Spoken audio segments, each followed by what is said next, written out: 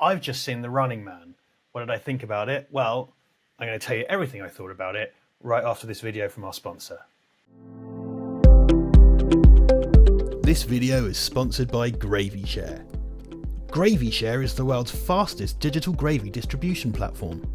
Be it pork, beef, chicken or otter, our always-on patented gravy cloud is able to hold over 1 billion terabytes of hot, fresh creature liquid. The moment a gentle beast is separated from its mother and bludgeoned, our team of IT-trained farmhands immediately boil and crush their bones and upload them to our servers. No more expensive pots, pans and ladles, no more messy slaughtering. For just £7.99 a month, you can have unlimited access to gravies from across the globe, with a new recommended stock uploaded to the front page daily by our team of nanas. Simply put a gravy in your basket, click download, and hold a bowl or discarded shoe under your USB port to catch the delicious liquid as it chugs out. Sign up now using the code VALVERDEGRAVY at checkout to receive 50% off your first month, and also get access to our sister service, Quick Intestine. GravyShare. Don't forget to use that discount code.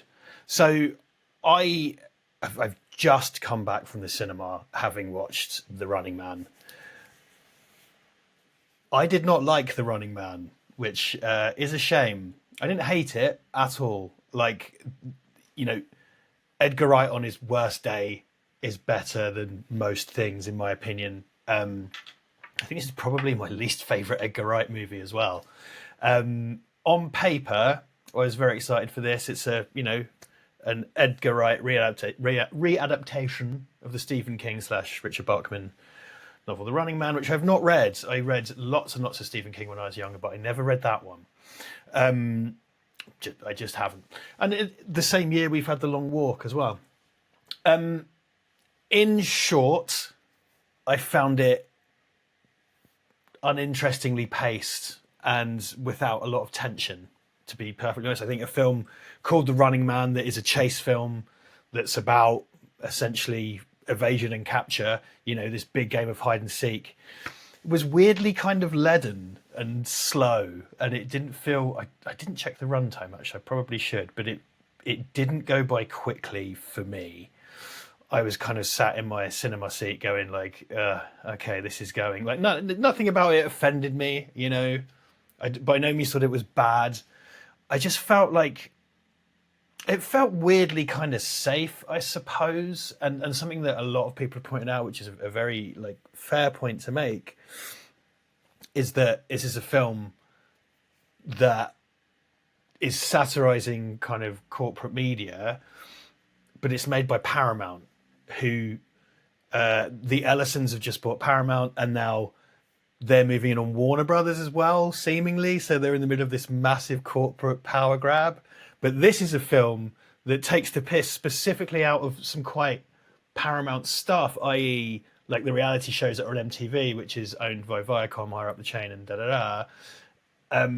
It's satirizing those, but it's made by those people, and there's always going to be that disconnect. I think anytime a mainstream kind of Hollywood movie takes those targets, you kind of have to accept that. But I'm sort of there going, also, it features a lot of very obvious real world product placement, and it even has the water brand Liquid Death, which is a type of wet in a can, and they try to make it metal, which is its own thing.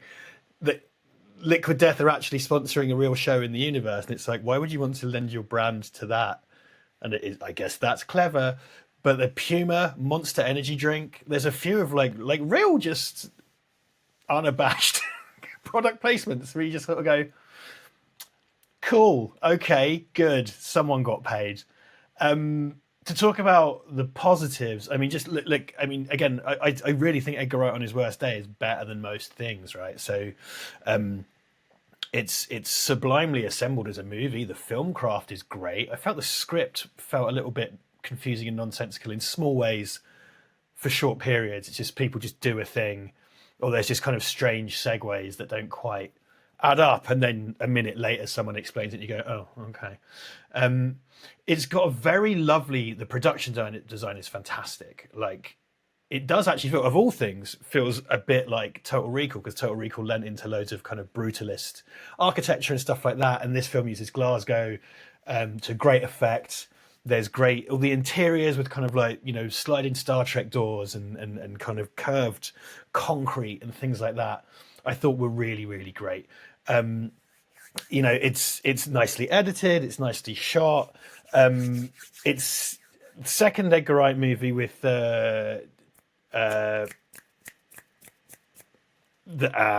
hold on, Chung Hoon Chung. Thank you. I had to look.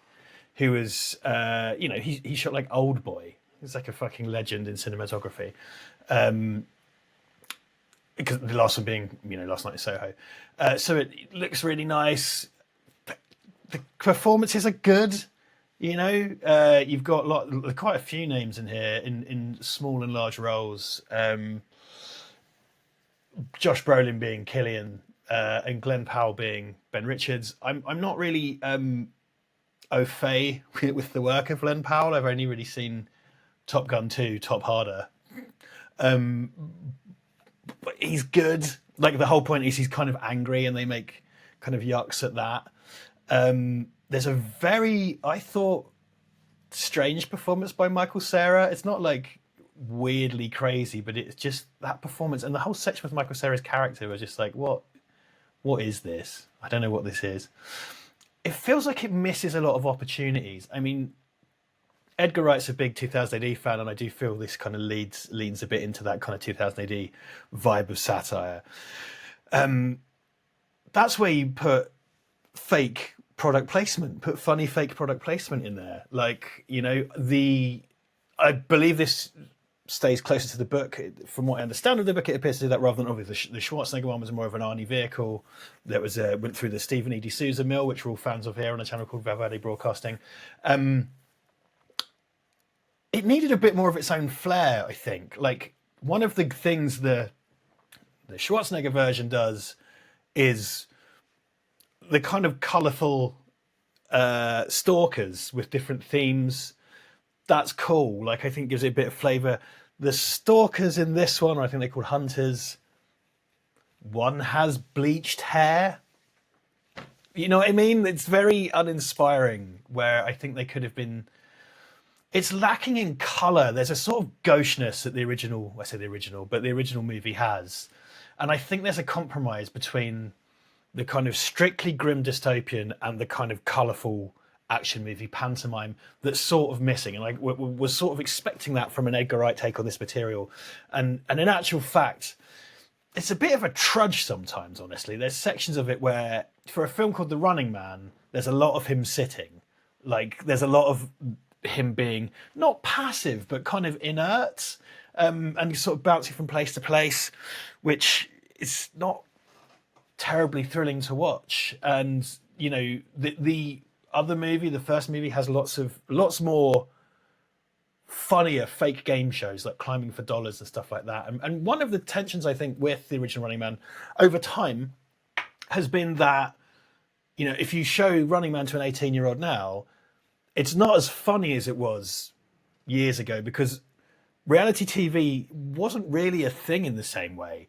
So the idea of Climbing for Dollars as a game show, or The Running Man itself, was so unbelievably absurd 40 years ago. And now it's less so. So you kind of have to, I think, dial that up even harder in order for it to land. And it just didn't do that. I mean, I know it's not a comedy, but I didn't really laugh. There's some times where I laughed, but I wasn't that amused. I wasn't that energized. I wasn't that swept along with it. Which is a real shame. I was really kind of rooting for this. And I can't see myself really watching it again. Maybe I will sometime if someone really wants to. It didn't have a lot of flair in it. There's something that Edgar Wright does as a director. He brings like a lot of flair to the material. And there's very often a lot of his tricks are there, by which I mean Sam Raimi's and Brian De Palma's tricks, but a lot of his tricks are there, like kind of wipes across camera and other stuff like that you would expect. But something I've always admired about him as a filmmaker is just, there's a lot of energy brought to his movies via filmcraft. craft. And I think people often make the mistake of thinking just the actors carry that and whatever, but there's so much to be said, really important about pacing and edits and stuff. And that's something his films have always had in spades. Like, now I know I'm a big fan of Baby Driver. It's a bit difficult now because two of the leads have been shown to be wrong-uns. But if you watch that, something I saw leveled it as just like, this is just a standard crime thriller. And it's not. Like, if you look at it through the lens of its film craft, it's just got this amazing energy and pace and kind of whimsy, but like a real kind of just artfulness to it applied to like a mainstream thing. This was kind of like, man walks down the street for a bit, hard cut, he's in a house, thing goes past the camera, he's somewhere else, and it was very slow. It didn't feel well paced. It was kind of a weird, half-baked feeling script. It just kind of trudged along. And I think by the time I got to the end, I was very much like, okay, look, could you just finish so I can go home and record this review? Because I really want to play Metal Gear Solid 5 and drink vodka on my own. Like that, that's all I got planned for the evening. And Running Man, you're between me and that. And that's boring to me. It's weirdly unremarkable. That's my issue. It's weirdly unremarkable for what should be an interesting high satire movie. It's not that. And I found it very frustrating. I don't hate it whatsoever, and perhaps my expectations were too high and I'm not dialed into that. I tried to avoid reviews. I caught some that kind of gave it a slightly tepid review, but I do try to avoid other people's reviews before I provide my own. And I certainly don't watch reviews on YouTube before I do my own. I don't do any of that till after. So I'm interested to see how it's going to go down, but did not like. It's, yeah. And also, do you know what's frustrating? There's not a lot to say why. It felt quite plodding and generic, whilst wrapped up in a lot of nice clothing and art direction, costume, hair and makeup. Some nice music, but this feels like a movie that could have used like a really driving theme. And there's more kind of ambient synth, which is nice. But yeah, no, I honestly, that's me. That's my 12 minutes. I've got nothing else. Maybe if I think about it and cook for a bit longer, I will have different ideas. But I can't really recommend it. If you're an Edgar Wright completist, go check it out. I would have, if I wasn't reviewing it, I would have gone to see it on open day anyway. And I'll go see what he does next on opening day as well, because I like what he does. And again, him on a bad day is still better than a lot of people on their best day.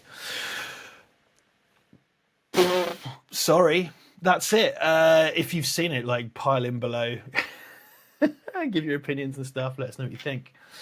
But that's it for now. Sorry to end so abruptly. Sorry to just go like, I didn't like it for 12 minutes. But I didn't like it. Yeah. Enjoy your gravy.